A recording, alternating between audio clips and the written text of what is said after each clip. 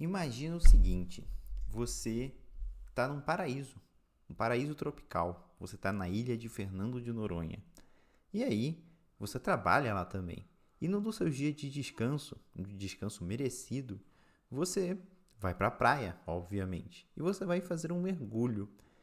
E aí você está lá, no meio daquele mar paradisíaco, mergulhando, usando um snorkel.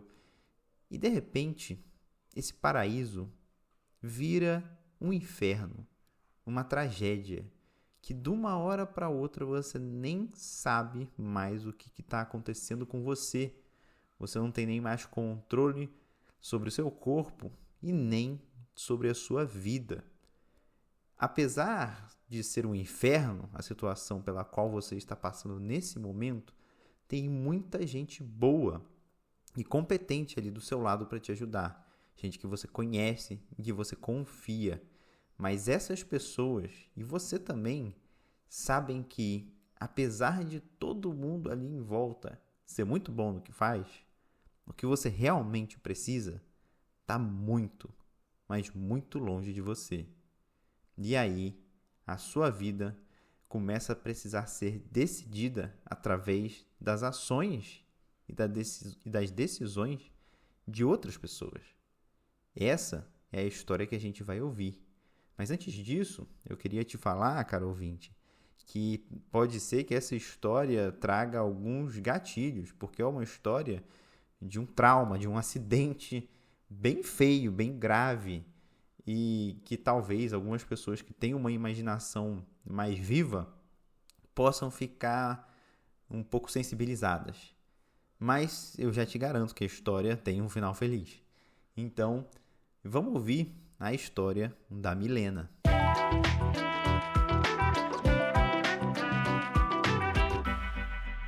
Então, eu lembro mais ou menos do dia de estar saindo com meu amigo, que ele é tanto guia de Noronha quanto era técnico do hospital, né? Essa é a Milena. A Milena é médica emergencista, assim como eu. E a gente tinha marcado de fazer a travessia que a gente fala que é a travessia que a gente sai de uma praia e vai de snorkel até a outra praia, né? Eu lembro pouca coisa, eu tive amnésia retrógrada também. Então, por exemplo, eu tava de plantão à noite, o que eu já não lembro muito do meu plantão noturno também. Mas eu lembro de estar no carro com ele indo pro porto, eu lembro que eu tinha chamado o Edu também, que foi um dos que me atendeu pra ir. O Edu falou que ia ficar me esperando lá na outra praia. E isso é o que eu lembro antes só, né? Daí a sorte é que eu realmente estava com ele. O que ele me contou é que a gente estava, né, fazendo snorkel. Quando ele olhou para cima para ver a direção, a gente estava perto das pedras. Ele viu que eu já estava mais embaixo assim do barco. Ele tentou acenar. Acho que foi na hora que o barco ligou a hélice, não sei o que aconteceu, mas ele meio que me puxou e depois que a água parou de fazer espuma, ele já me tirou da água, né? Falou que eu tava emborcada já, inconsciente. O barco parou, vendo que tinha parado ou que tinha batido em alguma coisa, né? Ele me colocou pra cima do barco, fez um torniquete com a corda do barco na minha perna e falou que não sentiu pulso e começou a me reanimar. Nisso a gente já foi voltando pro porto, né? Nada disso eu lembro, obviamente, tava completamente consciente. Aqui a gente começa a entender o que aconteceu com a Milena.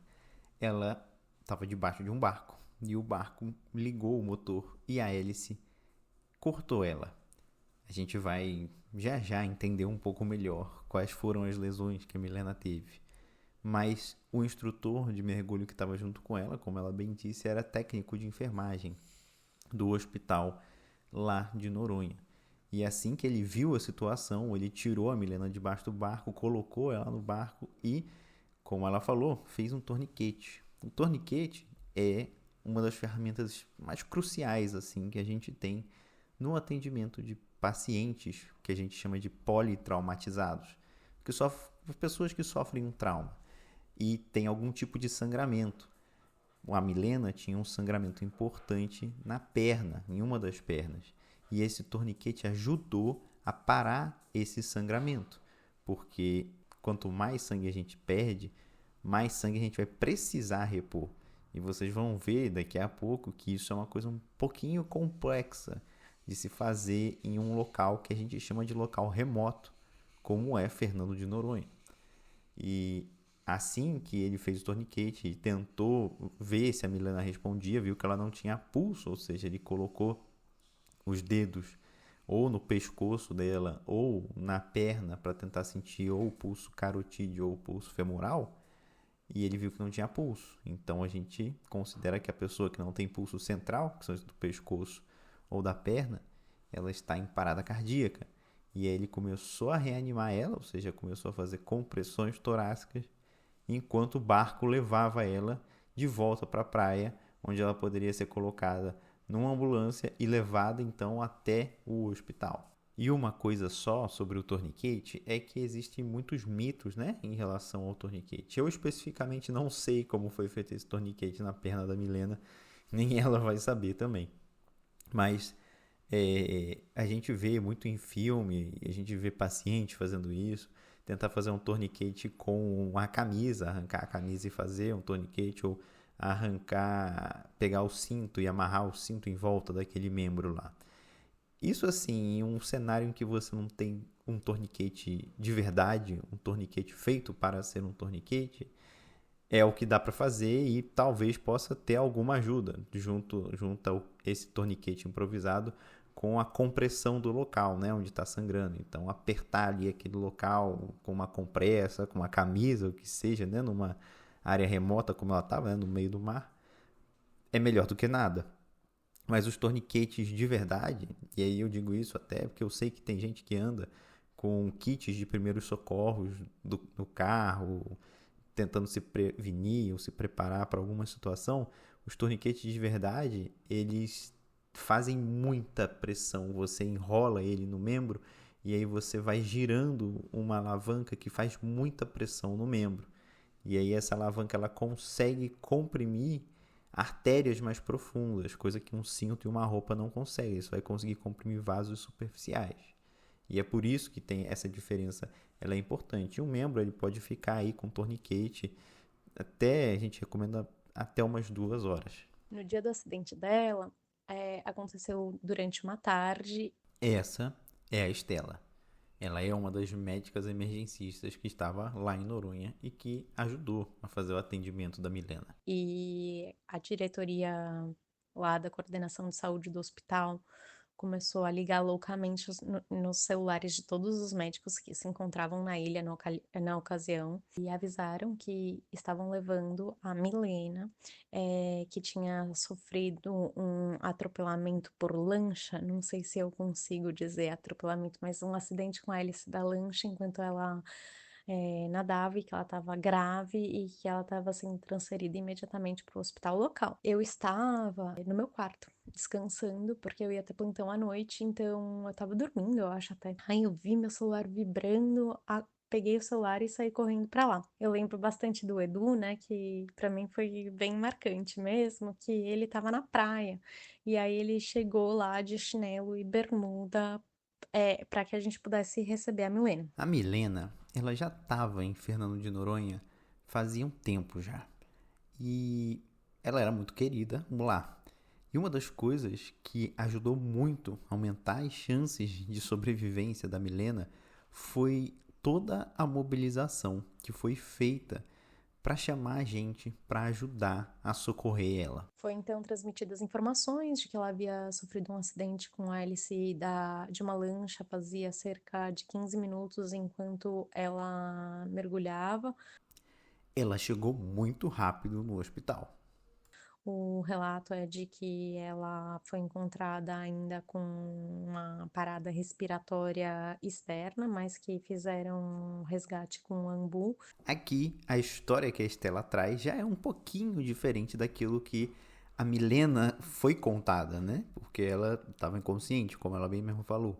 O que foi identificado não é que ela estava numa parada cardíaca, ela estava numa parada respiratória, ou seja, ela estava sem respirar, mas o coração dela ainda batia. E aí, quando ela diz foi resgatado com o ambu, significa que a forma de fazer voltar ela a respirar foi colocando um dispositivo que a gente chama de bolsa válvula máscara ou bolsa máscara válvula, tanto faz. Ambu é o nome comercial e a gente coloca para tentar ajudar o paciente a respirar, a voltar a respirar. E deu certo. E aí ela retomou um nível de consciência e as respirações espontâneas na cena. Cena é como nós médicos chamamos o local onde está ocorrendo a emergência. Na cena também foi passado pra gente que ela estava com um sangramento ativo bem importante em 2 lesões cortocontusas profundas na coxa direita, e por essa razão foi passado um torniquete no membro inferior direito. Também tinha uma lesão aberta no tórax, que eles tinham feito um curativo de 3 pontos. Aqui, para tentar traduzir um pouquinho para a linguagem leiga, o que a Estela está querendo dizer é que realmente tinha 2 cortes que a hélice do barco fez na coxa direita da Milena, e aí foi passado, elas estavam sangrando ativamente, né?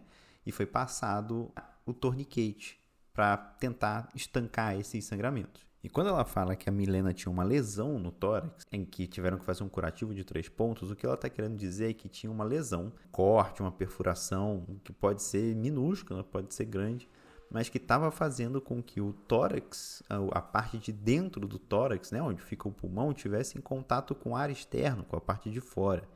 E isso é muito perigoso. Eles fizeram um curativo, né, que a gente chama um curativo de 3 pontas, que ajuda a tapar esse buraco de forma que ajude a manter a respiração ainda funcional. Eu vou tentar explicar isso aqui. Vamos lá. A gente vai ter que resgatar um pouquinho das aulas de física que a gente tinha no colégio. Todo ar, ele se move dos locais de maior pressão para menor pressão. Quando a gente inspira, a gente está fazendo um movimento com os nossos músculos, principalmente com o diafragma, de diminuir a pressão dentro do tórax. E aí o ar ele vai estar com maior pressão em volta do seu corpo, né, na atmosfera, e o ar dentro de você vai estar com menor pressão. Então vai entrar ar de fora para dentro. Quando a gente expira, é exatamente o movimento contrário. Aumenta a pressão no nosso tórax e aí o ar vai da onde está maior pressão, dentro da gente, para onde está menor pressão, fora da gente. Quando você tem uma lesão, um corte no tórax, que faz com que agora tenha um novo contato entre ares diferentes, ou seja, dentro de você e fora de você, isso é um grande problema, porque o ar ele precisa ir para os pulmões, para dentro dos pulmões, mas não necessariamente para dentro do tórax. Imagina que o seu tórax junto com o seu pulmão é como se fosse um presente. O pulmão é o presente em si e o tórax é o que envolve, né? É o embrulho. E aí imagina agora que você tem um corte ali no embrulho que conecta o ar da atmosfera com o pulmão, que é o presente que estava embrulhado. E aí a pessoa, quando ela estiver respirando, quando ela estiver inspirando e diminui a pressão dentro do tórax, o ar ele vai entrar pelo nariz, mas ele também entra por onde está esse rasgo. E se ficar acumulando ar entre esse embrulho e o pulmão, que é o presente, vai ficar ali um ar que vai ficar acumulando e acumulando, e se ele não conseguir sair, ele vai ficar apertando o pulmão e diminuindo o espaço que o pulmão tem. E não só o pulmão, mas também o coração, porque o coração está dentro do seu tórax. Quando a gente faz esse curativo de 3 pontos, a gente está fazendo uma coisa bem simples, mas que ajuda o ar a sair, tanto pelo nariz como pelo rasgo, mas ele impede o ar de entrar pelo rasgo, só entrar pelo nariz. Dessa forma, a gente meio que minimiza o risco de ficar acumulando ar no lugar errado e incapacitar a pessoa de respirar. E aí, no hospital lá de Noronha, são pouquíssimos flashes, porque já entraram com bomba de ketamina para mim pela quantidade de ossos que eu tinha quebrado, por tudo isso, pela dor que eu tava, né? E aí eu lembro pouca coisa, assim, eu lembro de uma hora ou outra acordar, perguntar o que estava acontecendo mais ou menos, mas o pessoal sabia que eu estava entendendo, então eu perguntava se estava seriando minha hemoglobina, eu perguntei se tinham feito transamin em mim, essas coisas. Devido ao quadro intenso de dor que ela estava apresentando, com fratura de arcos, tinha fratura da bacia, não era fratura livre ou aberta, mas uma fratura de algum ramo ali da bacia, que eu também não vou recordar qual. A gente fez analgesia potente com opioide na admissão, mas depois a gente acabou optando por ligar uma bomba de ketamina em dose analgésica. Sabendo da grande possibilidade de ela ser transferida apenas no dia seguinte, optamos por deixar ela, obviamente, monitorizada e com FAST seriando e com HB-HT seriando também. E era muito engraçado, porque como ela tava meio doida da ketamina, em alguns momentos ela acordava assim e falava assim: Estela, você tá seriando meu HB? Estela, tá seriando meu FAST? Bem, vamos lá que muitas palavras foram usadas aqui e acho que fica difícil de entender para quem não é da área. Deu para ver que as histórias aqui são um pouco parecidas, tanto da médica que sofreu o acidente, quanto da médica que estava cuidando da acidentada. Vamos começar tirando as palavras do duplo sentido. Bomba de ketamina. Ketamina é uma medicação. Bomba, imagina uma bomba de piscina. Não é algo que explode, é algo que leva a água de um lugar para o outro. A bomba de medicamento, que a gente chama de bomba ou de BIC, ou de bomba de infusão contínua, é exatamente isso. É uma máquina que joga a medicação de uma maneira controlada de um recipiente para dentro da veia do paciente. Tá? E aí a gente pode colocar a velocidade com que a gente quer jogar essa medicação. Normalmente a gente usa isso para medicações que precisam ser infundidas em um certo tempo ou que vão ficar durante muito tempo no paciente. Quando a Estela fala que foi usado opioide primeiro, o opioide é remédio para dor. Analgesia, doses analgésicas, como foi falado, analgesia é tirar a dor. E os opioides são medicações fortes e clássicas assim, de tirar a dor. E a mais conhecida, e provavelmente que foi a usada, é a morfina. Só que existem medicações mais potentes que a gente pode usar de maneiras mais inteligentes. Dentre elas é a ketamina. A Milena provavelmente usou muita ketamina nesse momento, porque foi muito necessário, porque vocês vão ouvir na história que ela usou por dias. E a ketamina, ela tem alguns efeitos interessantes. Por isso que a Estela falou, a Milena estava meio doida de ketamina. O que é que acontece aqui? A ketamina, infelizmente, em alguns lugares, ela é usada como droga recreativa, ou droga de abuso, que altera a sensação, a percepção que a pessoa tem do mundo. Ela tem alguns efeitos colaterais, que são sonhos vívidos e muito descrevem como se fossem muito psicodélicos, que é até difícil de reproduzir, e a Milena vai falar sobre isso. Mas uma outra coisa que ela faz é analgesia, é tirar dor. E normalmente essas medicações muito fortes para tirar a dor, como a morfina, ou até mesmo dá até para usar fentanil nesses casos, que é uma droga intra-hospitalar que também é usada como droga de abuso, principalmente nos Estados Unidos, essas medicações rebaixam o paciente, deixam o paciente muito sonolento e até podem fazer o paciente parar de respirar. A ketamina não faz isso, é uma droga mais segura para se usar e por isso que foi optado usar a ketamina para Milena. É uma coisa que emergencista normalmente tem muita prática em fazer e por isso que foi feito para ela. E aí era uma medicação para controlar a dor que vocês imaginam. A gente vai ver para frente, a Milena teve, se não me engano, 21 ossos quebrados, mais os cortes, os rasgos que a hélice fez, mais todos os procedimentos que precisavam ser feitos nela. Quando a Milena fala de hemoglobina e a Estela fala de HB-HT, elas estão falando basicamente da mesma coisa. Como a Milena perdeu muito sangue, o que a gente faz nesses casos é seriar hemoglobina, ou seja, ela chegou, colheram um exame de sangue para ver quanto é que estava o nível de hemoglobina dela. Depois de um tempo vão colher de novo, e de novo, e de novo, para ver se está caindo, se ela está perdendo mais sangue, uma vez que os sangramentos externos, ou seja, o sangue que está indo para fora está sendo controlado, a gente pode sangrar para dentro também. E aí isso ajuda a gente a ter uma noção se está perdendo mais sangue e se vai precisar ou não de mais transfusão.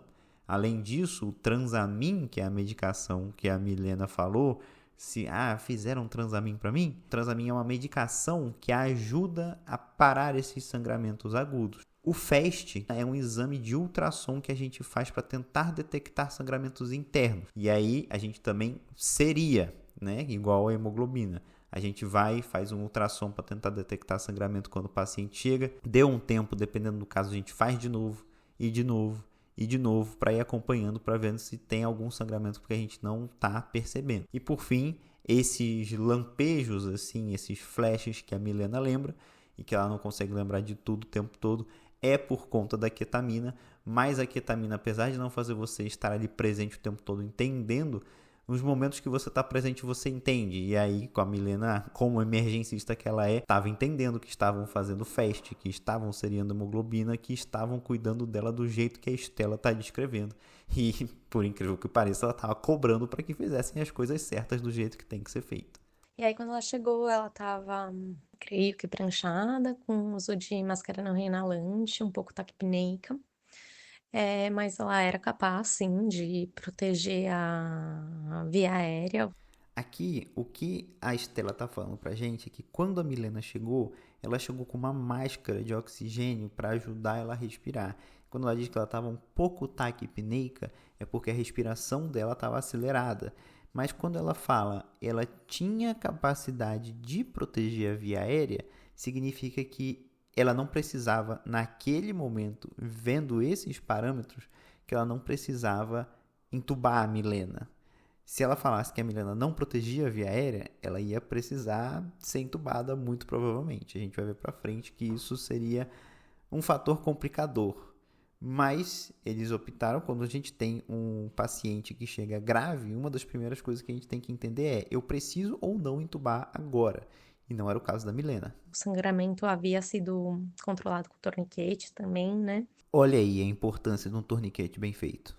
No C, eles já tinham feito, acho que 1 litro de volume externo, porque ela tinha apresentado taquicardia e hipotensão. Quando ela chegou pra gente, ela tava com uma PA mais baixa e ainda mantém taquicardia, apresentando alguns sinais aí de choque. Quando chega um paciente grave, muita coisa está acontecendo e a gente precisa ser efetivo. Para tentar organizar o pensamento, a gente divide o atendimento a um paciente grave, a um paciente politraumatizado, como é o caso da Milena, no que a gente chama de ABCDE do trauma. Hoje em dia também o XABCDE. Isso serve para a gente conseguir dar uma sequência lógica das coisas que podem matar o paciente primeiro. Então a gente separa no A, no B, no C, e foi isso que a Estela quis dizer aí. No C, C é de circulação e a gente avalia questões envolvendo o sistema cardiovascular, nossa circulação sanguínea. Quando ela fala PA, ela está querendo dizer pressão arterial. E ela está falando que fizeram 1 litro de soro para a Milena para tentar compensar o sangue que ela estava perdendo. Porque quando a gente perde sangue, o nosso coração tenta, para manter a nossa pressão, porque a nossa pressão arterial depende do nosso volume de sangue, o nosso coração aumenta a frequência dos batimentos cardíacos para tentar compensar essa perda de sangue. E aí ela chegou, já tinham feito esse 1 litro de soro e agora ela ainda estava apresentando taquicardia e pressão um pouco mais baixa. A gente não pode dar soro infinitamente para esses pacientes, porque soro não é sangue. Se a gente ficar dando soro infinitamente, a gente pode piorar a situação do nosso paciente. Então a gente meio que estima um limite de 1 litro, que foi o que já foi dado. Depois disso, a gente precisa de sangue. Ah, e antes que eu me esqueça, choque, sinais de choque, não é que a pessoa foi eletrocutada, não. A gente chama esses fenômenos de pressão baixa com frequência cardíaca alta, basicamente a gente chama isso de choque. E por essa razão, lá em Noronha, eles não tem banco de sangue propriamente, mas a gente tem 2 bolsas O negativo. Bolsas de sangue O negativo são o sangue que a gente diz universal. Todo mundo pode receber sangue O negativo, independente do tipo sanguíneo. E é por isso que eles têm isso em Noronha. Para se acontecer um acidente, que alguém está sangrando e precisa repor sangue, tem essas 2 bolsas lá. Só que nem sempre 2 bolsas são suficientes. E aí a gente acabou optando por fazer Transamin, né?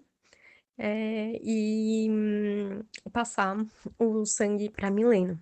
Aí na admissão mesmo a gente já fez um fast nela. Salvo engano, estava positivo na janela hepatorrenal. Entretanto, a gente não tem cirurgião lá, então não tinha como indicar uma lapa para ela ali, né? De modo que ela recebeu as 2 bolsas de sangue e o Transamin e apresentou uma melhora do ponto de vista hemodinâmico. Aqui a questão é a seguinte: o FAST, aquele exame de ultrassom para identificar sangramento oculto, ele estava positivo. Positivo significa que tem sangue, está sangrando algum lugar internamente, ela não está sangrando só para fora. Quando a Estela fala de uma lapa, a lapa é a abreviação que a gente usa para laparotomia exploratória, que é uma cirurgia que a gente abre a barriga da pessoa, hoje em dia a gente pode fazer por vídeo também, e explorar a cavidade abdominal, encontrar esse sangramento e parar esse sangramento. Só que isso você precisa de centro cirúrgico, você precisa de cirurgião, e são coisas que não tem em Fernando de Noronha. Então aí começou o problema do quadro da Milena, que já estava grave, mas agora tem um quê a mais de gravidade, que é ela tem um problema e o lugar onde ela está não tem o recurso para resolver esse problema. E onde tem esse recurso, está muito, mas muito longe. E aí, apesar disso, as intervenções que até agora estavam sendo feitas, com principalmente a transfusão das 2 bolsas de sangue O negativo e o uso do Transamin, ajudaram a Milena a recuperar o seu status hemodinâmico, ou seja, a sair da condição de choque. E aí, uma das coisas que eu sempre falava, assim, morando lá, né, eu já estava morando há 1 ano e pouco, que a pessoa que tivesse trauma abdominal, ela provavelmente não sobreviveria, porque é um sangramento que a gente não consegue parar, a gente só tem 2 concentrados de hemácia em Noronha, né, então eu sempre falava isso. E um dos momentos lá em Noronha também foi que eu perguntei se meu FAST estava positivo, os meninos falaram que sim, aí eu falei, então eu vou morrer aqui, eu provavelmente não vou conseguir chegar a tempo, né? Então, isso em Noronha são poucas coisas assim que eu realmente lembro. Spoiler, quem tá contando essa história é a própria Milena. E uma das coisas bem específicas, assim, de Noronha é que realmente a transferência lá era muito difícil em alguns casos, né? Porque lá o governo ele paga uma UTI aérea particular para fazer essas transferências, mas não é uma UTI aérea só de Recife ou só de Pernambuco, né? Ele faz a maior parte do Nordeste. Então já tiveram vários casos que a gente ficou com o paciente 2, 3 dias esperando a UTI aérea, né? Então, quando acionaram a UTI aérea, seria esse meu caso. Eles não conseguiam, por mais assim de 24 horas, chegar em Noronha. Fala, mano, então vamos lá. Esse é o Diego. Eu peço perdão um pouco pelo áudio dele. Ele deve ter me mandado esse áudio enquanto ele tá andando de bike. Mas o Diego é uma pessoa muito importante por vários motivos. Mas principalmente porque ele é um dos responsáveis por ter colocado a Milena na situação que ela estava e também de ter tirado ela dessa situação. Colocado porque o Diego também é emergencista. E eu não sei se você já percebeu que estão aparecendo vários emergencistas em Noronha. O que eles estão fazendo lá? A Milena, emergencista em Noronha, a Estela, o Edu, que eles comentaram aí em alguns momentos no episódio, e o Diego também já esteve lá. Acontece que o Diego estava passando um tempo em Noronha, há uns anos atrás, e ele viu o hospital de lá e ele pensou que talvez seria um lugar legal para estagiar. E aí ele conversou com a diretoria do hospital e meio que deu certo. Ele foi fazer um estágio optativo em Noronha e gostaram do atendimento dele como emergencista. E começou então meio que uma migração de emergencistas para Noronha. E vários emergencistas foram para Noronha, a Milena sendo uma delas. É por isso que o Diego, de certa forma, é responsável por ela ter passado por essa situação. E também dela ter saído dessa situação, porque foi justamente por conta disso que tinha outros emergencistas lá para atender a Milena. Mas o que a gente vai falar aqui é de como o Diego ajudou a tirar ela de Noronha e levar ela para São Paulo. A história começou de um jeito engraçado, na real. O Eduardo mandou mensagem falando assim: você conhece alguém da família da Milena? Aí eu falei, a minha primeira pergunta foi, é festa surpresa ou ela tá morrendo? Ele falou assim, ela foi atropelada por um barco. Aí, nossa, deu um clique assim na hora, né? Falei, putz, tem que mudar pro modo sério agora, né? Aí, falei, não, beleza, então o que tá acontecendo, o que precisa e tal? Aí ele até comentou que eles estavam voltando do raio-x, tinha posto um dreno de tórax, eles estavam pensando em entubar ela. Eu até discuti um pouco isso com ele, discuti com o Toresan. Falei, mano, eu acho que entubar nessas condições que ela tá agora, sem sangue nenhum aí na ilha, eu acho que vai ser difícil, assim, vai ser perigoso. E aí o Toresan conversou com ele também, aí eles decidiram não entubar, que eu acho que foi a melhor decisão que teve. A ideia de talvez entubá-la para fazer a transferência com ela entubada, para ser mais seguro. Esse é o Lucas Toresan, o outro emergencista que ajudou a tirar a Milena de lá. Mas como ela tinha uma lesão importante ali na caixa torácica, com possível, né, laceração que depois se confirmou, laceração pulmonar, né?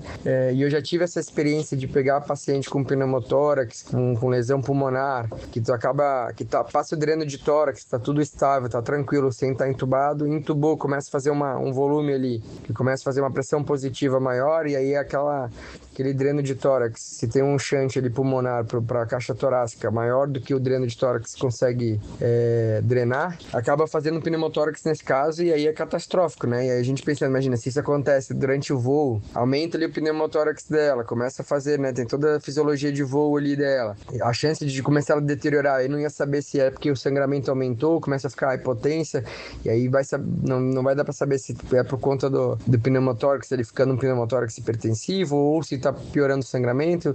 Tinha mais um concentrado de hemácia que ficou reservado para talvez usar durante o transporte, né? E aí nisso a gente viu que a melhor estratégia, como ela estava ainda conversando, né? Em uso de queta para alívio da dor, mas ainda conseguia ter uma certa comunicação, que já é um belo parâmetro para fazer a avaliação dela durante voo, né? Pensando que no voo, o controle da pressão é mais difícil do que ser feito no intra, né? A ausculta já esquece de conseguir fazer a ausculta durante o voo, né? Uma ausculta adequada. Então, o parâmetro dela estar conversando, dela estar acordado, também era um bom parâmetro para a gente ter, né? A mão. E aí acabou que ficou definido mesmo isso, acabou a equipe que estava lá também, no final das contas, concordou que possivelmente seria mais seguro transportar ela sem estar entubada mesmo. Esse áudio do Lucas, para mim, mostra a real e grande necessidade da gente ter médicos emergencistas espalhados por todo o Brasil. E infelizmente a gente tem muito recém-formado e médicos não especialistas e muitos despreparados mesmo atendendo nas emergências por aí. Porque dá para ver o quanto de ciência envolve pensar um plano de cuidado para um paciente extremamente grave. Pensando aqui no caso da Milena, o que aconteceu é o seguinte: lembra daquela lesão no tórax que ela tinha, que eu comentei sobre as pressões e o curativo de 3 pontas? Então, ela tinha no final o que a gente chama de um pneumotórax, que é o que? O ar está dentro do tórax, mas não está dentro do pulmão. Está entre o pulmão e a parte de dentro do tórax. Voltando para o exemplo do presente, está entre o presente e o embrulho, quando era para estar dentro do presente. E a gente precisa tirar esse ar de lá. E a forma com que a gente tira é com o que a gente chama de dreno de tórax. E por mais sorte ainda da Milena, quando aconteceu o acidente dela, tinha uma cirurgiã torácica passando férias em Noronha. Obviamente que os emergencistas poderiam ter feito o dreno de tórax, mas todo mundo ali era amigo da Milena. E tanto o Lucas, quanto a Estela, quanto outras pessoas comentaram quão bom foi ter tido essa cirurgiã torácica lá, porque ela fazia procedimentos que são mais invasivos e agressivos numa pessoa que era amiga de todo mundo, mas não era amiga dela, foi de certa forma um pouco mais tranquilizadora. Então foi trocado aquele curativo de 3 pontas por um dreno de tórax que fica lá, é como se fosse uma mangueira que a gente coloca, que fica saindo do tórax, a gente conecta essa mangueira no recipiente, ela vai tirando o ar que está no lugar errado, e às vezes tira até sangue se for o caso, provavelmente tinha sangue também no pulmão da Milena. E o que acontece depois é o seguinte: eles estavam tentando decidir se a Milena deveria ou não ser entubada, porque se fosse o caso dela ter sofrido um acidente em São Paulo, provavelmente ela teria sido entubada sem pensar sobre isso. Só que é o seguinte: quando a gente entuba uma pessoa, a gente coloca um tubo na garganta e esse tubo vai ser conectado a um ventilador mecânico que vai jogar ar dentro do pulmão para a pessoa respirar. E a gente deixa a pessoa inconsciente para fazer isso também. Só que tem um detalhe: a gente respira a nossa vida inteira através do mecanismo chamado de pressão negativa. Lembra que eu falei que a gente respira, contraindo o nosso diafragma e a pressão diminui dentro do nosso tórax. Então a pressão dentro do nosso tórax fica negativa, ela fica menor do que o ar atmosférico à nossa volta. É assim que o ar entra. Quando a gente está entubado, o mecanismo muda.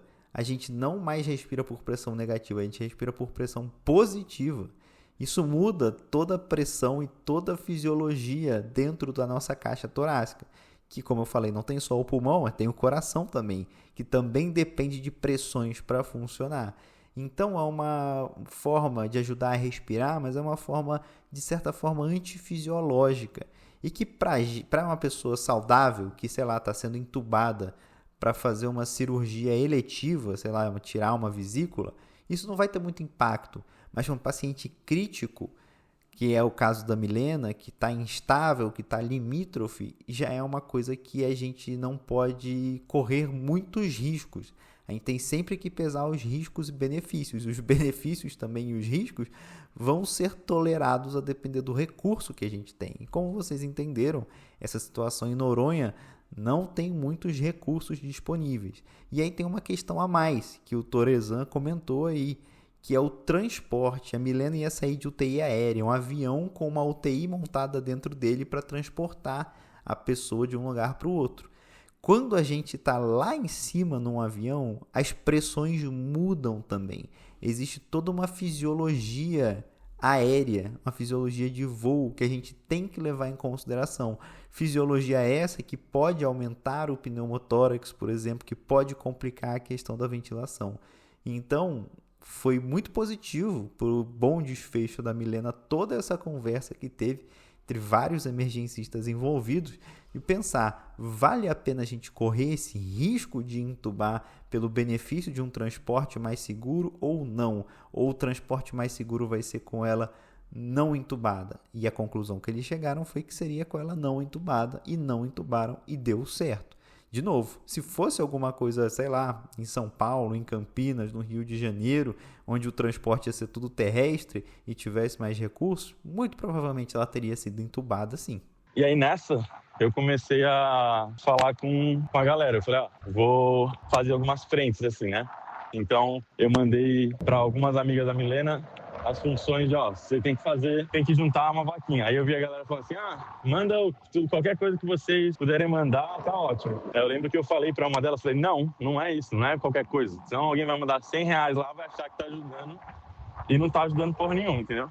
Eu falei, não, se você quiser mandar, você manda ou 1.000 ou R$2.000. É isso, senão não manda, é isso, é ou 1.000 ou R$2.000. Aí elas continuaram coletando a grana da galera e tal, e eu comecei a ligar pros lugares. Eu tinha alguns contatos de empresa aérea já, então fui falando com as empresas aéreas, ligando para várias e cotando. As cotações eram assim, desde, sei lá, R$350 mil até R$180 mil, que foi o que a gente acabou fazendo. A coincidência foi que a empresa que era mais barata era uma empresa de Goiânia. Então coincidiu do primo da Milena e a mãe dela poderem ir lá pessoalmente falar com o cara. Aí eu falei, mano, é isso, você só vai lá, você vai pagar isso, e é isso que você vai fazer. Quando falou que tinha que pagar a UTI aérea e a UTI era por volta de 300 mil, né? Ela levou todo mundo, assim, da minha família lá para pagar, tinha que pagar na hora, era no domingo.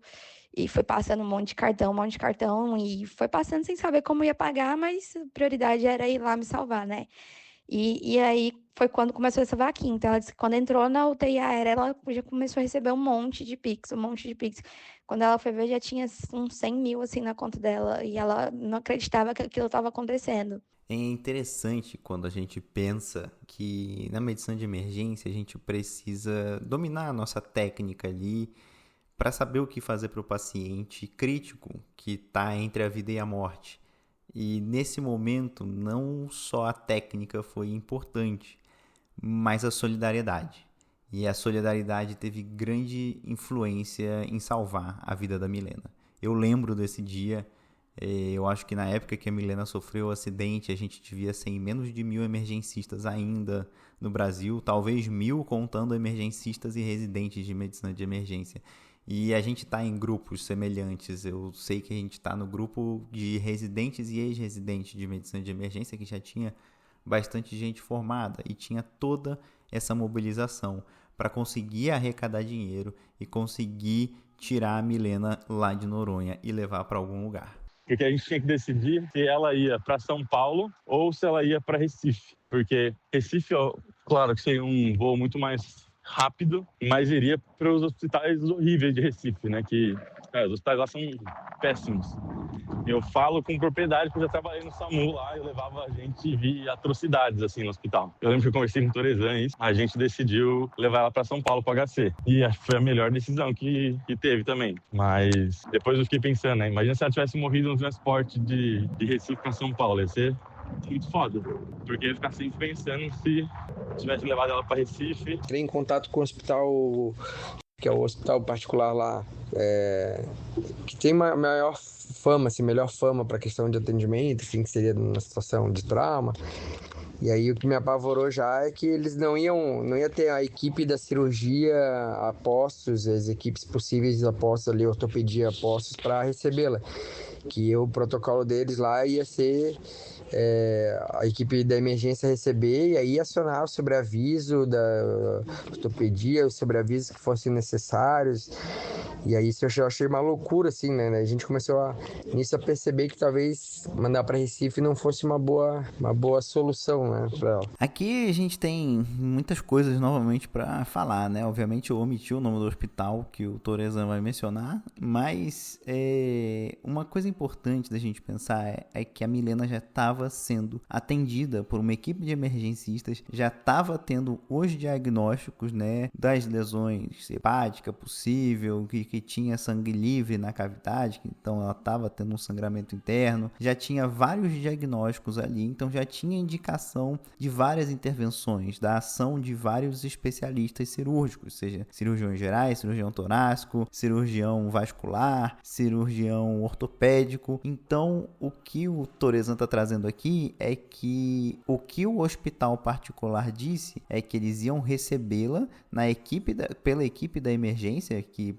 poderiam não ser de emergencistas, né? Como eu já falei, a gente não tem emergencistas em todos os lugares. E aí, só a partir daí que eles acionariam os especialistas cirúrgicos. E a gente não queria isso. A gente gostaria que fosse direto atendida pelos especialistas cirúrgicos, porque o atendimento da parte da emergência já tinha sido feito. E na emergência, todo o tempo que a gente consegue ganhar, todo o desperdício de tempo que a gente consegue evitar é crucial. Por isso que ele estava indignado, vamos dizer assim, com essa situação. E queria mandar para um lugar onde ela já ia receber o tratamento necessário.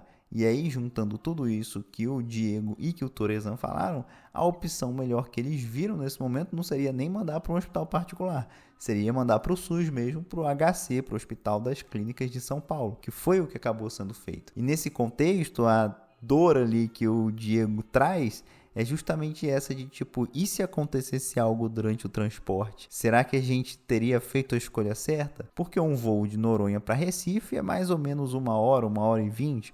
Um voo de Noronha para São Paulo pode ser até 4 horas. Então, seriam horas a mais aí que poderiam mudar todo o desfecho da Milena. E eu lembro que quando minha mãe e meu primo chegaram, porque eles saíram com a UTI aérea de Goiânia para ir junto, meu primo é anestesista, eu fiz uma piadinha com eles também, tipo, só assim para te trazer para Noronha, algo assim. Essa piadinha que a Milena fez, ela tava usando ketamina, tava com um dreno no tórax, ela ainda estava em situação crítica. E depois eu tenho um flash na sala de trauma do HC. Então, o transporte inteiro também, eu não me lembro. O pessoal falou que eu ficava bem repetitiva, assim. Minha mãe falou que eu ficava pedindo para ver meu raio-x várias vezes e que eu pedia de pirona várias vezes, sendo que eu tava com ketamina e morfina, mas eu falava que eu queria de pirona. Aí lá na sala de trauma da HC eu tenho um flash, assim, de muita gente mesmo, mas não lembro do que foi falado, de tudo isso. Mas eu sei que quando eu cheguei lá, o pessoal já foi me explicando direito o que tinha acontecido. Só que é muito engraçado porque o tempo inteiro eu sabia o que estava acontecendo, só que tinham que repetir várias vezes, né? Mas eu mantinha um certo nível de consciência, sabendo tudo e conseguindo entender a parte médica também. Aí, nisso, passei por procedimentos cirúrgicos, né? Então, eu fui entubada só no HC, já fui pra tudo, né? Foi o meu fígado, graças a Deus, foi radioembolização, não precisei passar por uma laparotomia, mas me entubaram, fizeram todos os procedimentos cirúrgicos e eu voltei pra UTI. Aqui, a Milena, quando ela diz radioembolização, é o seguinte: ela teve uma laceração do fígado. O fígado dela rasgou e era uma das coisas que estava fazendo ela ter um sangramento interno. Então tinha uma artéria ali, um vaso que estava sangrando ali para dentro e o pessoal não conseguia parar esse sangramento. Uma das formas da gente tentar parar esse sangramento é fazer a laparotomia, abrir a barriga da pessoa, encontrar esse vaso e fechar esse vaso, basicamente. Só que não foi isso que aconteceu com a Milena. Ela passou por um procedimento que a gente fala que é menos invasivo. Fazem um procedimento em que chega até esse vaso através de um... É como se fosse um cateterismo do coração. No cateterismo a gente vai com um fiozinho através da artéria femoral na perna ou da artéria radial no braço e a gente chega lá nas artérias do coração. Então provavelmente foram pela artéria femoral da perna dela até chegar lá nessa artéria do fígado que estava vazando e aí emboliza essa artéria. Então causa um trombo nela, para ela fechar e ela parar de sangrar. Aí na UTI eu já tenho alguns flashes a mais, né? Eu lembro de gente indo me visitar, eu não lembro direito do que conversar, né? Mas lembro dessas pessoas, eu lembro de acordar e sentir muita dor e pensar, nossa, graças a Deus eu tô dormindo muito com a ketamina. Eu lembro de acordar também e pensar, gente, que sonhos loucos que eu tô tendo com a ketamina. E é impossível descrever esses sonhos, assim, eu não sei nem a vibe, assim, que deu, mas realmente eram umas coisas muito estranhas. Mas graças a Deus, quando as pessoas não estavam conversando comigo, eu tava dormindo na maior parte do tempo, né? Então, eu era facilmente acordada, mas fora isso, eu tava dormindo e uma das vezes que eu acordei, eu realmente dei graças a Deus por isso, porque realmente a parte que eu tava consciente, eu sentia realmente muita dor. Eu não consigo imaginar quanta dor a Milena deve ter sentido. Eu lembro do meu primeiro banho fora do leito, no banheiro. Banho é uma coisa tão simples, tão importante. A gente que é brasileiro toma tanto banho. E a gente tem que pensar que quando a gente tá com várias fraturas, todo quebrado, operado, com medicações conectadas na gente, tomar banho é um pouco complicado, né? E a gente tem que tomar, porque a gente precisa manter a nossa pele limpa, tirar sujidade, secreções, para impedir infecções, inclusive nos locais onde a gente passou por cirurgia, né? E isso é uma coisa que é delicada de fazer com um paciente crítico, né? Um paciente que ele está acamado, seja ele entubado ou que não pode se mexer por outros motivos, um paciente que tem uma fratura de fêmur, por exemplo, ou alguma coisa assim, é a equipe de enfermagem que dá banho, que faz todo esse cuidado, que no banho não envolve só limpar a pele, por exemplo, mas envolve trocar fralda, limpar as partes íntimas, né? E é um procedimento que a gente precisa mexer a pessoa, virar ela de lado para poder limpar um lado, virar para o outro lado para poder limpar o outro lado. Então toda essa movimentação ela pode ser muito dolorosa, mas ela é necessária. E eu lembro a primeira vez que me colocaram sentada também, né? Porque a físio lá eu fiquei na UTI do trauma, né? Da HC. E eles fizeram aquilo de quanto maior a mobilização precoce, né? Melhor. Então, acho que no segundo ou terceiro dia, também não sei direitinho, eles já me colocaram sentada na cadeira. Isso que a Milena falou sobre sentar, sobre mobilização precoce, é uma coisa muito importante. A gente precisa, para a nossa boa recuperação, começar a sair do leito, a movimentar o nosso corpo, movimentar os músculos, estimular os nervos e mudar de posição. O nosso corpo não foi feito para ficar deitado o tempo todo. Por mais que seja doloroso, no caso da Milena e em muitos outros casos, se mexer faz parte também do tratamento e de uma boa recuperação. E aí, só pra quem não sabe, né, não sei, tudo que eu tive de lesão. Se preparem. E só para adiantar, TCE é traumatismo crânioencefálico. O TCE foi leve, né? A hélice passou na parte entre minha orelha assim, e minha cabeça. Eu sei que a Milena vai ouvir esse episódio e eu não sei o tamanho da sorte que você teve, Milena. A hélice passou muito perto. Eu tive hemopneumotórax, né? Tive laceração pulmonar, precisei ser drenada. Ou seja, o pulmão dela estava sangrando, estava vazando ar para onde não deveria estar vazando e o pulmão dela estava lacerado, ou seja, rasgado. E aí foi colocado aquele dreno que eu já comentei. Eu quebrei todas as costelas do lado direito em mais de um lugar, todas em mais de um lugar, algumas em 3 lugares. Então, tive tórax instável, mas não precisei ser entubada por isso, né? Tórax instável normalmente é uma indicação de intubação. Por isso que a Milena foi muito bem cuidada e não precisou ser entubada por conta disso. Mas quebrar a costela, e eu já explico o que é um tórax instável, quebrar a costela dói muito e ela quebrou todas as costelas de um lado. Eu gosto de explicar quando um paciente tem uma fratura de costela, que normalmente é um paciente que depois que vai de alta, volta para o pronto-socorro reclamando de dor, que é assim, para a gente respirar, que é uma coisa que meio que a gente não pode parar de fazer.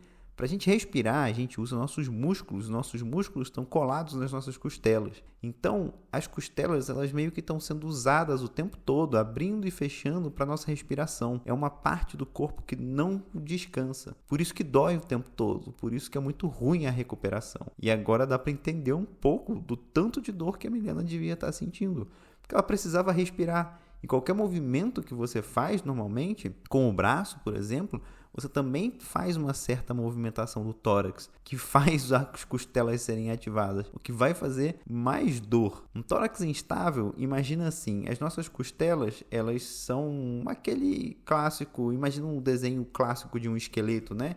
O tórax ali é sempre representado pelas costelas, aquelas coisas que saem da coluna, do meio da coluna e vão até na frente, uma forma circular. E aí você imagina, a gente tem várias costelas, né? Uma em cima da outra, separadas por um espacinho. É como se elas fossem trilhos de trem. Imagina uns trilhos de trem.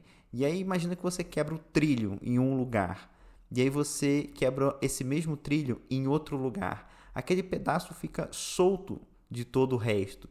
E ele pode ficar balançando, ele pode ficar instável. Isso é um tórax instável, quando você quebra uma mesma costela em mais de um local. Isso normalmente causa uma desincronização dessa costela com as outras costelas. Isso dá muita dor, pode causar pneumotórax, que ela já tinha um, né? E é uma indicação normalmente de intubação e é cirúrgico isso aí. A gente precisa fixar essa costela. A Milena teve muito disso. Ela quebrou uma costela não só em um lugar, ela quebrou em mais de 2, em 3 lugares que ela comentou, e várias costelas. Então, assim, a parte do trauma do tórax foi muito grave. Tive fratura aberta e exposta da crista ilíaca direita, que foi onde a hélice passou também. Crista ilíaca direita, sabe essa saliência, esse ossinho que a gente tem aqui no quadril, que a gente consegue pegar na cintura, assim, normalmente por onde passa o cinto? Essa é a ponta da sua crista ilíaca.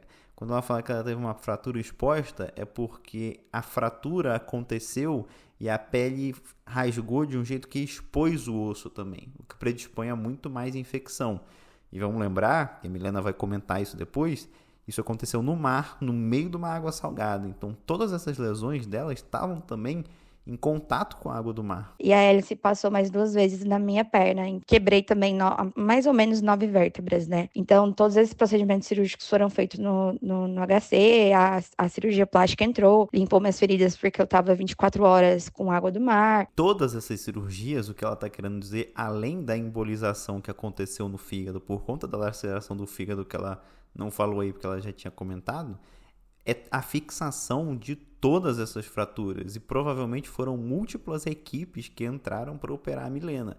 Cirurgia torácica, ortopedia, neurocirurgia talvez, eu não sei aí, pode ser tanto a neurocirurgia quanto a ortopedia que fixa as fraturas da coluna. Mas de qualquer forma foram múltiplas equipes, foi em todo momento do atendimento da Milena, foi um atendimento multi-poliprofissional que deu muito certo. E também teve a parte da cirurgia plástica, porque a gente tem que imaginar que todas as lacerações que ela sofreu, o corte de hélice, não só traz um comprometimento estético muito grande, mas para você conseguir fechar essas lesões, ou seja, dar pontos nessas lesões, aproximar uma borda da pele da outra borda da pele rasgada, não é um feito simples, não é fácil de fazer isso, não é como um corte simples que você tem no braço, você vai numa UPA e o médico lá generalista que está lá dá o ponto. Tem técnicas muito específicas para ponto. Cirurgia plástica não serve só para questões estéticas, tem questões também porque a pele ela garante muita funcionalidade nossa.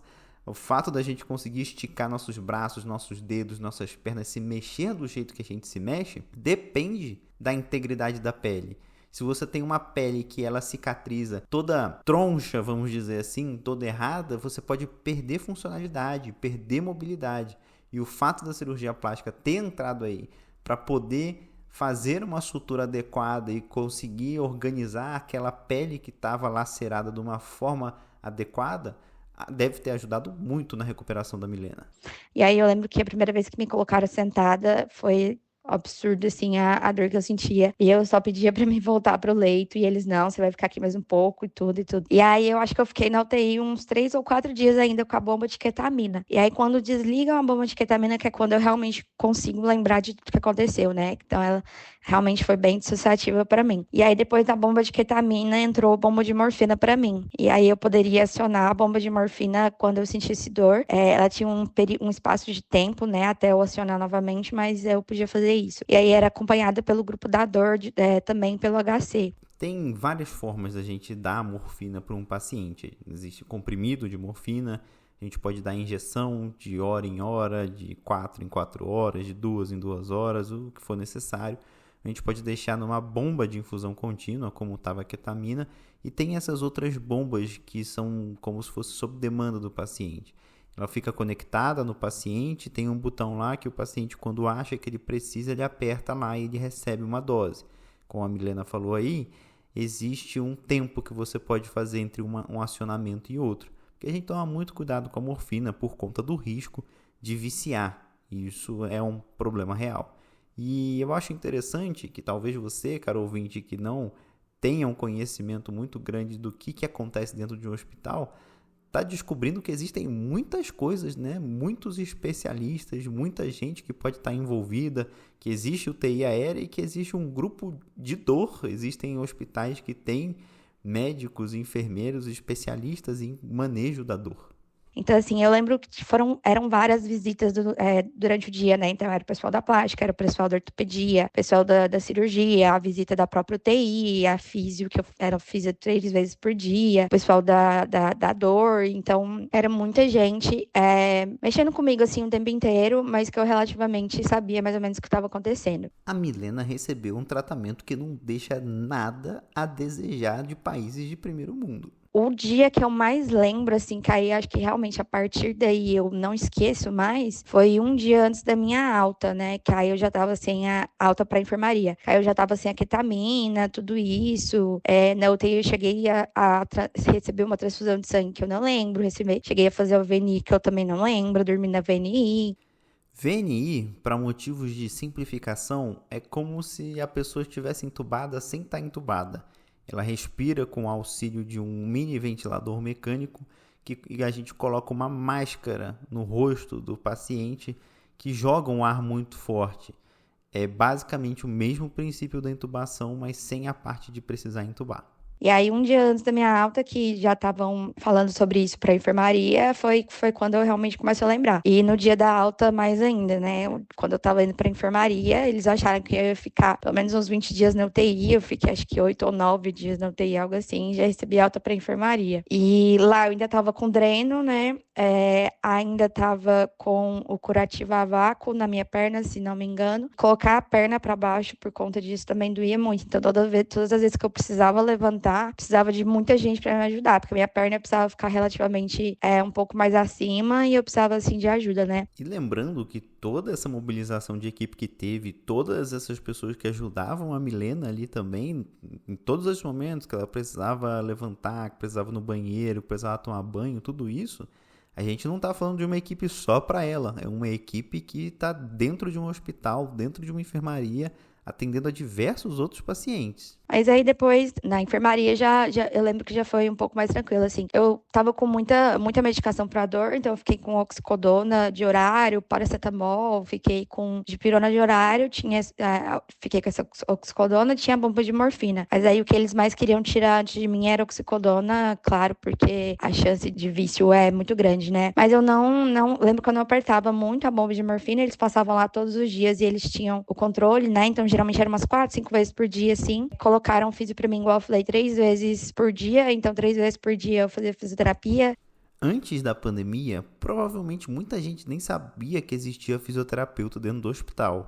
Durante a pandemia, eles ficaram muito proeminentes, porque o fisioterapeuta respiratório, aquele que ajudava na parte da ventilação mecânica, foi muito importante e ajudou a salvar muitas vidas.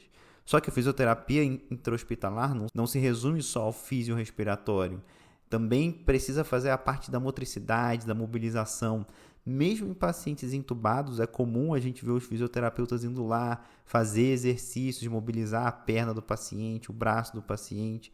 E aqui, na recuperação da Milena, com certeza os físios foram muito importantes. Todo esse estímulo, toda essa mobilização, tirar ela do leito, fazer ela caminhar, fazer ela fazer exercícios, isso ajuda demais. E a recuperação dela com certeza foi mais rápida por conta da atuação dos fisioterapeutas.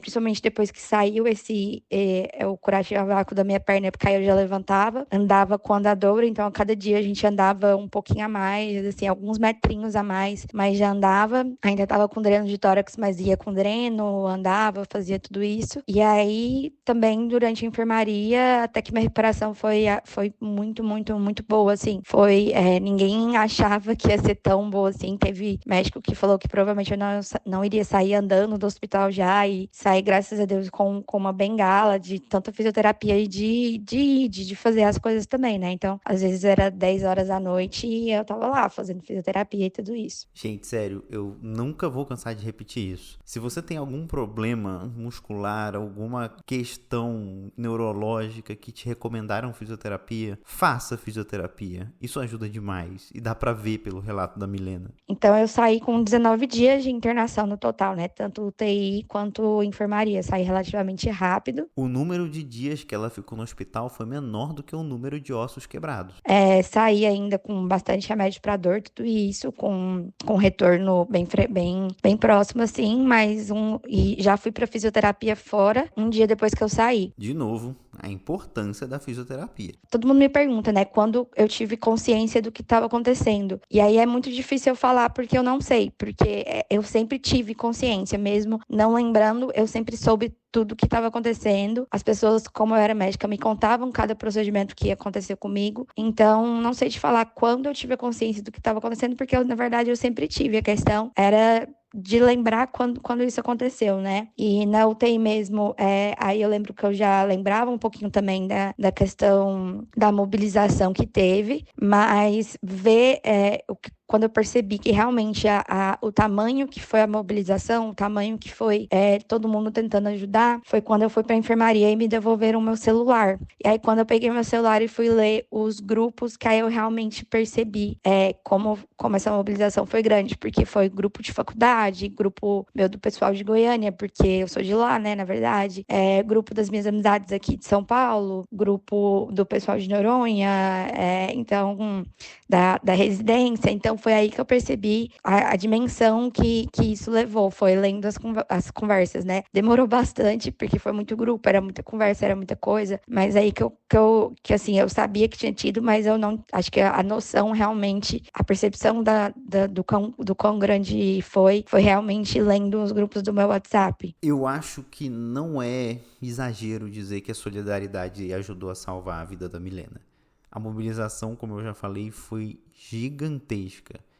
E se a gente parar para pensar no que foi o atendimento dela do começo ao fim, foi uma mobilização muito grande de pessoas. Foi a mobilização de todos os médicos ali de Noronha, os emergencistas que estavam ali, os que não estavam de plantão, os que estavam descansando, todos que foram para lá. Foi a própria cirurgiã torácica que estava passando férias na ilha de Noronha e foi para lá ajudar também. Foi a mobilização do Diego e do Lucas que organizaram tudo isso de conseguir fazer a vaquinha, de delegar tarefas, de juntar o dinheiro, de ir atrás da empresa que faria o transporte. Foi a mobilização da família dela, foi a mobilização de toda essa equipe que ajudou ela no hospital. Essa parte intra-hospitalar, a gente poderia dizer que as pessoas não estavam fazendo mais do que a obrigação delas, mas a obrigação delas de estar ali também envolve um tanto de solidariedade. E isso é muito impressionante nesse caso. Para mim, é a coisa que mais me marcou.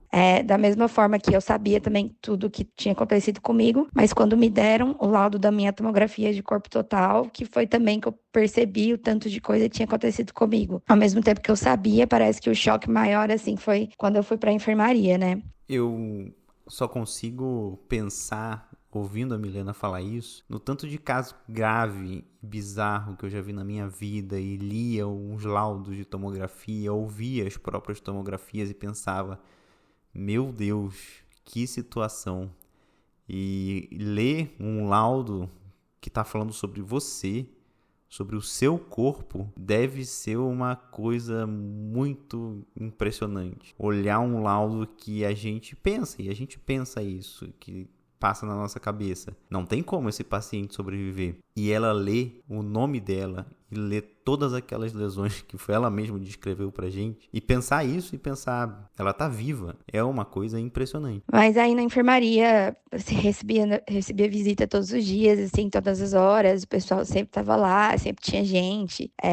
Então, eu acho que isso foi fundamental, assim, até questão de dor, a parte psicológica, né, de não ter que ter tanta morfina, tudo isso, porque sempre tava alguém comigo, a gente ri, doía tudo, porque minhas costelas estavam todas quebradas. Eu até brinco com uma amiga minha, que ela era uma das mais engraçadas, que ela não podia me visitar, porque eu ria e minha costela toda doía, mas tudo isso com certeza, assim, ajudou para minha recuperação. Então, realmente foi uma recuperação rápida. Por mais simples que isso aqui possa parecer, é extremamente importante. Uma pessoa vítima de um acidente grave, de uma doença grave, estar sozinha na sua recuperação é muito deletério. Saber que você tem gente que está lá te visitando, que gosta de você, que se importa com você e que vai lá para te fazer acordar, para te estimular, para te desejar boa recuperação, isso é muito importante para a recuperação.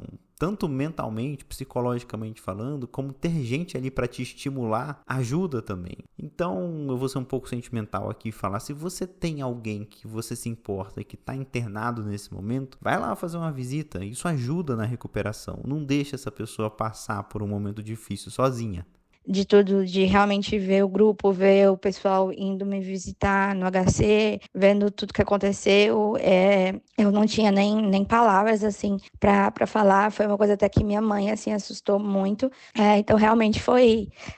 eu, quando percebi isso, eu não tinha palavras para descrever todo mundo, né? Não, provavelmente, igual eu falei, um trauma abdominal ali em Noronha não iria sobreviver muito tempo.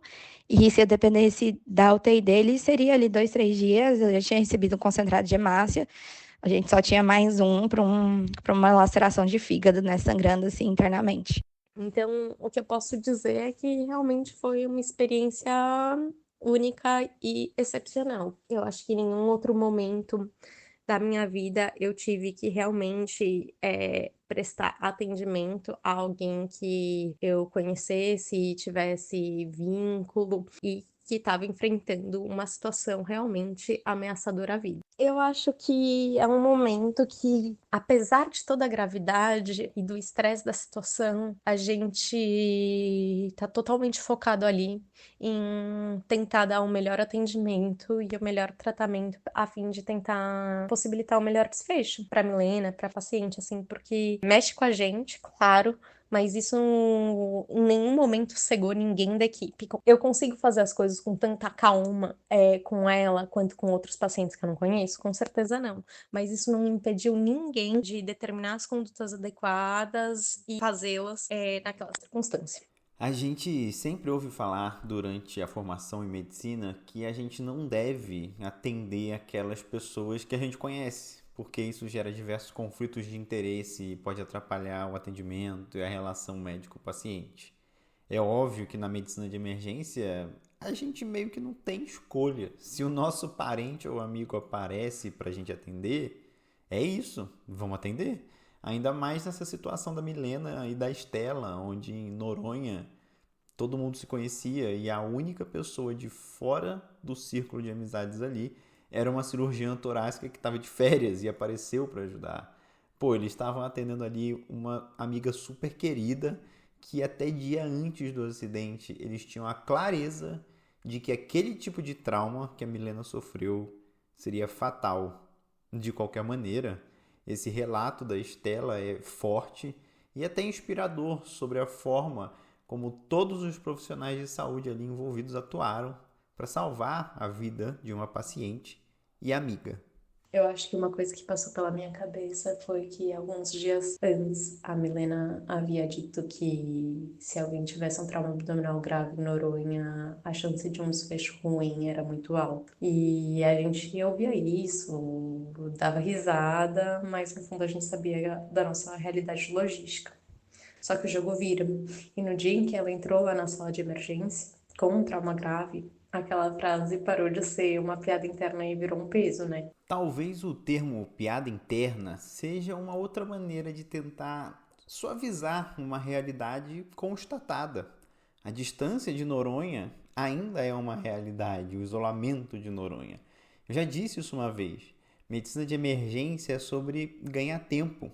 Dar tempo de vida ao paciente para que as condutas definitivas, as intervenções necessárias, possam ser feitas. A constatação de que um trauma daquele tipo provavelmente levaria ao óbito de qualquer paciente que sofresse o trauma era uma constatação baseada em tempos. O tempo que o paciente tem versus o tempo que o paciente precisaria. Essa é uma das maiores limitações daquilo que a gente chama de medicina de áreas remotas. Quanto tempo de vida eu consigo acrescentar para o meu paciente com meus recursos escassos? E no caso da Milena, esse tempo era pouco. Nessa hora, eu sinto que tirou a gente um pouco do estado de congelamento, não foi só a questão da teoria dos livros, e sim olhar para o lado. Assim. Quando a gente se viu numa equipe unida e que todo mundo se conhecia fora do hospital, eu acredito que mesmo a gente estando numa situação de apavoro, a gente conseguiu se dissociar um pouco para poder fazer um enfrentamento dessa situação de outra maneira. Isso que a Estela comenta de olhar para o lado e sentir segurança é essencial.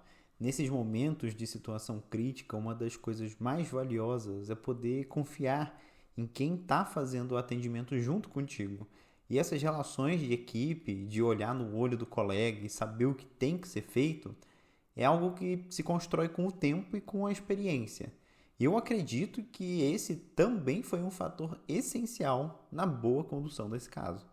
E no final é legal também pensar que a gente provou que aquela frase dela de que era óbito certeza estava errado, mas não foi por sorte. Foi porque mesmo com medo, a gente tinha uma rede de pessoas extremamente competentes que decidiram que aquela estatística não ia vencer aquele dia. A gente sabe que o isolamento de Noronha é real, mas a capacidade técnica daquela equipe foi o que encurtou a distância para a vida. A competência técnica dos profissionais de saúde que atenderam a Milena foi fantástica.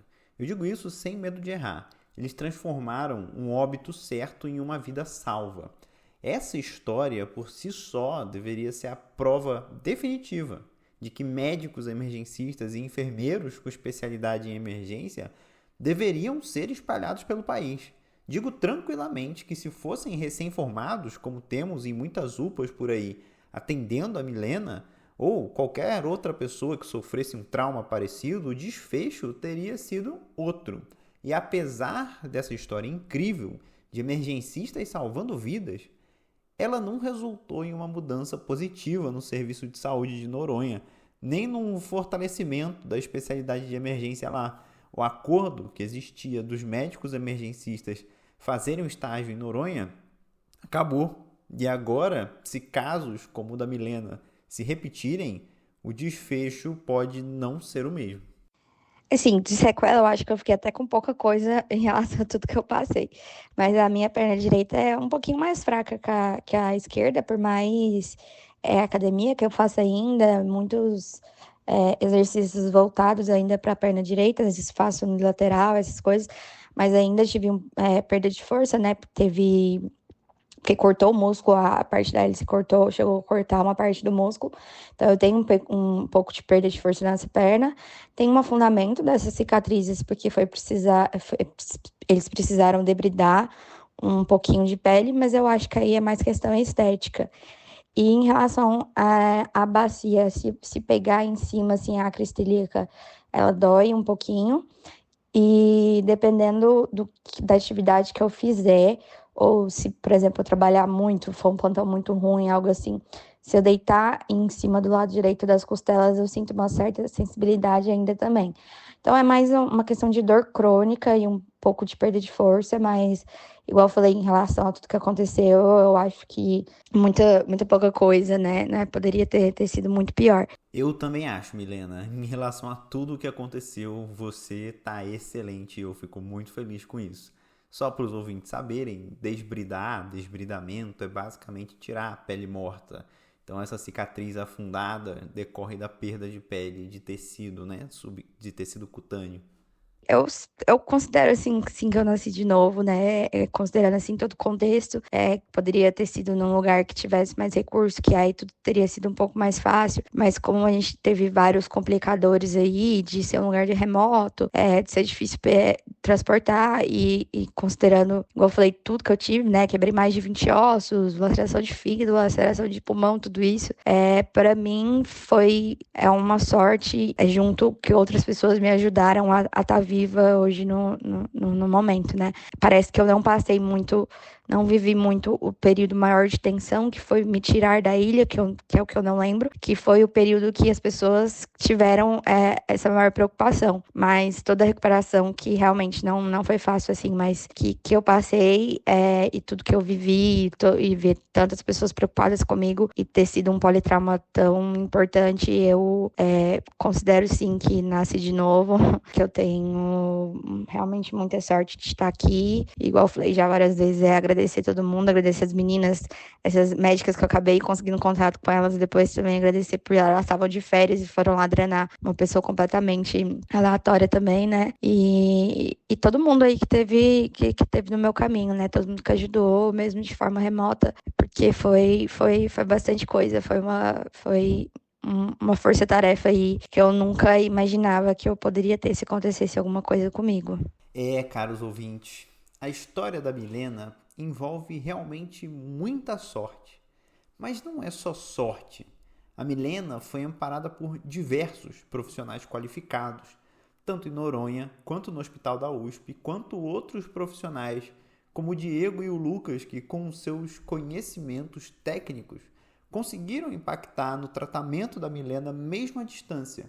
Como eu falei, a solidariedade também foi um fator salvador de vidas aqui. Se não fosse toda a mobilização gerada, talvez não tivessem conseguido arranjar a UTI aérea para tirar ela de lá. Então, foi sorte sim, mas foi técnica, foi preparo, foi vontade de ajudar, foi saber o que tinha que ser feito, foi dividir a responsabilidade com os outros, foi assumir as limitações e encarar o problema sabendo delas. Foi contar com a ajuda dos outros, foi o espírito solidário, foi fisioterapia, foi insistência. Acontece que tem uma coisa que me deixa incomodado nessa história toda. Eu gostaria de dizer que se um caso como esse se repetir, que a pessoa vai sobreviver.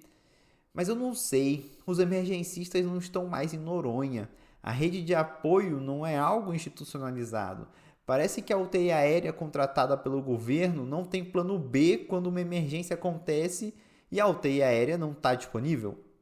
Na emergência é imprescindível o plano A, B, C e tantos outros. Pelo que o Diego me contou, a UTI aérea estava indisponível porque o piloto tinha estourado as horas de voo, então tinha que compensar as horas para poder voar novamente. Óbvio que não é culpa do piloto, mas se isso for verdade, um simples plano B não seria ter outro piloto? O Lucas me disse outra coisa, disse que o avião estava em manutenção e ia demorar para consertar. Não tem um plano B? Não tem uma segunda aeronave? Estamos falando de vidas que precisam ser salvas. Às vezes eu acho isso um tanto quanto injusto. Nós, emergencistas, estamos lá na linha de frente, 24 horas por dia, 7 dias por semana, e temos não só que dar um jeito de tentar resolver os problemas dos pacientes, como também somos nós que temos que dar as notícias de que os problemas não vão ser resolvidos. Somos nós que temos que dizer que não vai ter UTI aérea. Somos nós que temos que dizer que não vai ter o recurso X, Y ou Z, que não são de nossa responsabilidade, mas quem está lá face a face com o paciente ou com os familiares de um paciente que faleceu pela falta desses recursos, somos nós. Nós temos plano A, B e C, mas o resto da cadeia de cuidado muitas vezes não tem.